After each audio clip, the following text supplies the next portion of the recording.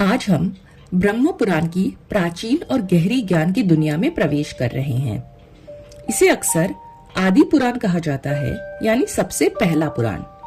इसमें ब्रह्मांड और हमारे जीवन के बारे में गहरे रहस्य छिपे हुए हैं।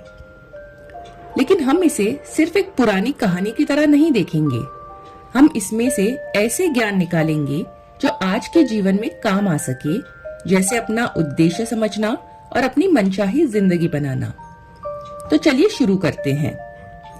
ब्रह्म पुराण में 10,000 से ज्यादा श्लोक है और 100 से ज्यादा अध्याय है।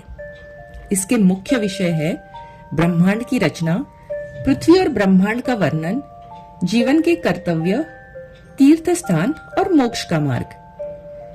सब कुछ हिरण्यगर्भ से शुरू होता है। समय से पहले भगवान विष्णु अनंत नाग पर सो रहे थे। उनकी नाभि से एक स्वर्ण अंडा निकला और उसमें से ब्रह्मा जी का जन्म हुआ। ब्रह्मा जी ने फिर 5 तत्व बनाए: आकाश, वायु, अग्नि, पृथ्वी और जल।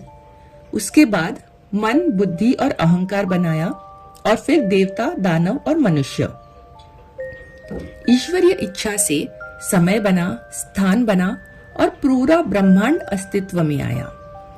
इसका यही संदेश है कि सृष्टि कोई संयोग नहीं है, यह एक दिव्य बुद्धि से चलती है। और जैसे ब्रह्मांड बना है, वैसे ही आपका जीवन भी एक उद्देश्य के साथ आगे बढ़ रहा है। ब्रह्म पुराण की संरचना। अध्याय 1 से 20 सृष्टि की रचना के बारे में बताता है। भूमिखंड, भारत, गंगा नदी और 12 ज्योतिर्लिंगों का वर्णन देता है। ब्रह्मखंड ऋषियों के संवाद और कर्म और धन के बारे में बताता है। उपमन्यु खंड शिवजी की महिमा बताता है। वंशावली, इसमें सूर्य और चंद्र के वंश, रामायण महाभारत से संबंधित कहानियां हैं। इसके अलावा 51 शक्तिपीठों का वर्णन भी इस पुराण में बताया गया है। तो चलिए देखते हैं इस ब्रह्म पुराण की मुख्य शिक्षाएं। पहली और सबसे मुख्य शिक्षा है सोच समझकर निर्माण करने की शक्ति, यानी the power of conscious creation. चूंकि ये ग्रंथ भगवान ब्रह्मा को समर्पित है, जो ब्रह्मांड के रचयिता है, इसीलिए यह स्वाभाविक रूप से इस बात पर बहुत ध्यान देता है कि चीजें कैसे बनती है। लेकिन हमारे लिए यहाँ एक बहुत सुंदर छिपा हुआ संदेश है।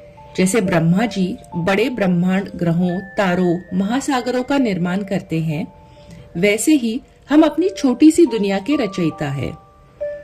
ब्रह्म पुराण सिखाता है कि निर्माण कोई संयोग नहीं है। इसके लिए इरादे, ध्यान और ब्रह्मांडीय ऊर्जा की जरूरत होती है।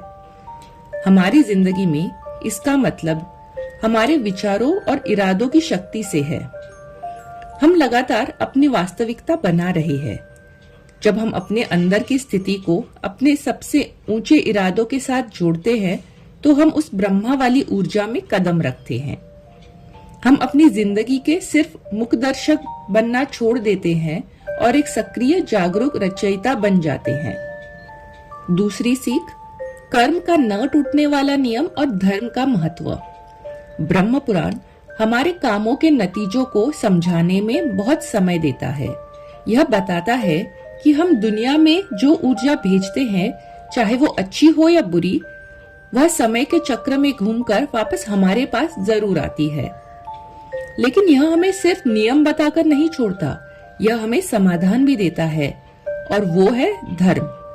धर्म को अक्सर कर्तव्य या सही जीवन जीने का तरीका कहा जाता है। ग्रंथ सिखाता है कि कर्म से के उलझे हुए जाल से निकलने का सबसे अच्छा तरीका सिर्फ वर्तमान में ईमानदारी से काम करना है। सही काम करे, किसी इनाम के लिए नहीं, बल्कि इसलिए क्योंकि यह आपका सबसे अच्छा स्वभाव है। जब हम खुद को अपने व्यक्तिगत धर्म से जोड़ते हैं, तो हम स्वाभाविक रूप से अच्छे कर्म और एक शांत मन बनाते हैं। यहाँ एक मजबूत सच है, आप अपने अतीत के शिकार नहीं हैं, आप अपने भविष्य के रचयिता हैं। आपके आज के फैसले आपकी किस्मत तय कर रहे हैं। तीसरी सीख, अलगाव के भ्रम, यानी इल्यूजन ऑफ सेपरेशन। भले ही इसे हम ब्रह्म पुराण कहते हैं, लेकिन इसमें भगवान विष्णु, भगवान शिव और सूर्य देव की बहुत सुंदर और विस्तार से तारीफ की गई है। यह क्यों जरूरी है? क्योंकि यह हमें सिखाता है कि परम सत्य एक ही है, भले ही उसे अलग अलग नामों से पुकारा जाए या उसके अलग अलग रूप हो। ब्रह्म पुराण धार्मिक गुटबाजी को खत्म करता है। यह हमें याद दिलाता है कि चाहे आप ब्रह्मा, विष्णु या शिव की ऊर्जा से जुड़े, आप असल में एक सर्वोच्च चेतना से जुड़ रहे हैं। हमारे रोजमर्रा के जीवन में यह हमें अंदर के भेदभाव को छोड़ने और अपने आसपास के हर व्यक्ति और हर चीज में ईश्वर को देखने का संदेश देता है। चौथी सीख, आंतरिक तीर्थ यात्रा यानी इनर पिलग्रिमेज। ब्रह्म पुराण का एक बहुत बड़ा हिस्सा पवित्र स्थानों, खासकर पवित्र नदियों और पुरी के जगन्नाथ जैसे महान मंदिरों के लिए जाना जाता है। यह इन जगहों पर जाने से मिलने वाली भारी आध्यात्मिक पुण्य के बारे में बताता है। हालांकि यहाँ गहरी शिक्षा यह है कि बाहरी यात्रा सिर्फ हमारी अंदरूनी यात्रा का एक आईना है। भले ही किसी पवित्र स्थान की यात्रा आपकी ऊर्जा को बदल सकती है, लेकिन सबसे बड़ा मंदिर आपके मन के अंदर है। ग्रंथ में बताए गए कर्मकांड, पूजा और भक्ति, ये सभी अभ्यास आपको अपने अंदर की यात्रा करने, अपने मन को शुद्ध करने और उस पवित्र स्थान को खोजने में मदद करते हैं जो आपके अंदर मौजूद है।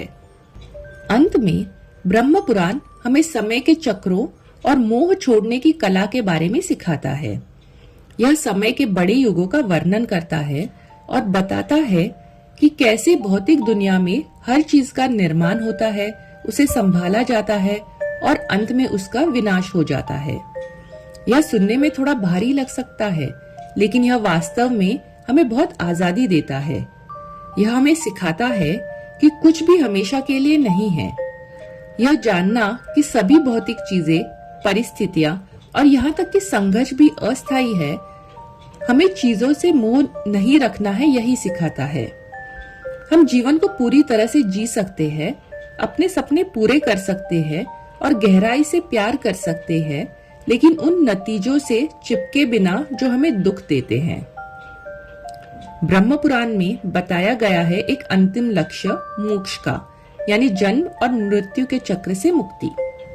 ब्रह्म पुराण के सबसे गहरे संदेश को अगर आसान भाषा में समझा जाए तो यही है कि आप सिर्फ एक शरीर नहीं है, आप सिर्फ अपने विचार नहीं है, आप एक चेतना है और वह सब कुछ जिसकी आप तलाश कर रहे हैं, शांति, खुशी, संतुष्टि, आप उसे सही विचारों से बना सकते हैं, ठीक वैसे ही जैसे ब्रह्मा ने ब्रह्मांड को बनाया। और इसे प्राप्त करने के 3 मुख्य रास्ते बताए गए हैं। ज्ञान मार्ग यानी वास्तविक की सही प्रकृति को समझना, भक्ति मार्ग यानी प्यार के साथ खुद को ईश्वर को सौंप देना, और कर्म मार्ग यानी ईमानदारी और उद्देश्य के साथ जीवन जीना। यह सिखाता है कि मुक्ति कहीं बहुत दूर नहीं है, यह उसी पल शुरू हो जाती है जब आप जागरूक हो जाते हैं। ग्रंथ में ब्रह्म गायत्री मंत्र का भी 108 बार रोज जप करने के लिए कहा गया है। ओम चतुर्मुखाय विद्महे हिरण्यगर्भाय धीमहि तन्नो ब्रह्म प्रचोदयात्। तो अगली बार जब आप प्राचीन शास्त्रों के बारे में सुने, उन्हें सिर्फ पुरानी कहानियां मत समझिए, उन्हें अपनी आत्मा और चेतना के लिए एक नक्शा बना लीजिए। संक्षेप में, ब्रह्म पुराण सिर्फ पुरानी कथाओं की किताब नहीं है, यह अपनी खुद की रचनात्मक शक्ति को पहचानने, पूरी ईमानदारी से जीने, हर चीज में एकता देखने और अपने अंदर के पवित्र स्थान को खोजने और जीवन के चक्रों के साथ खुशी से बहने का एक मैनुअल है। अगर आज की इस वीडियो आपको अच्छी लगे तो वीडियो को लाइक जरूर करें और चैनल को सब्सक्राइब करें, क्योंकि हम आगे और भी पुराणों के बारे में जानने वाले हैं। धन्यवाद।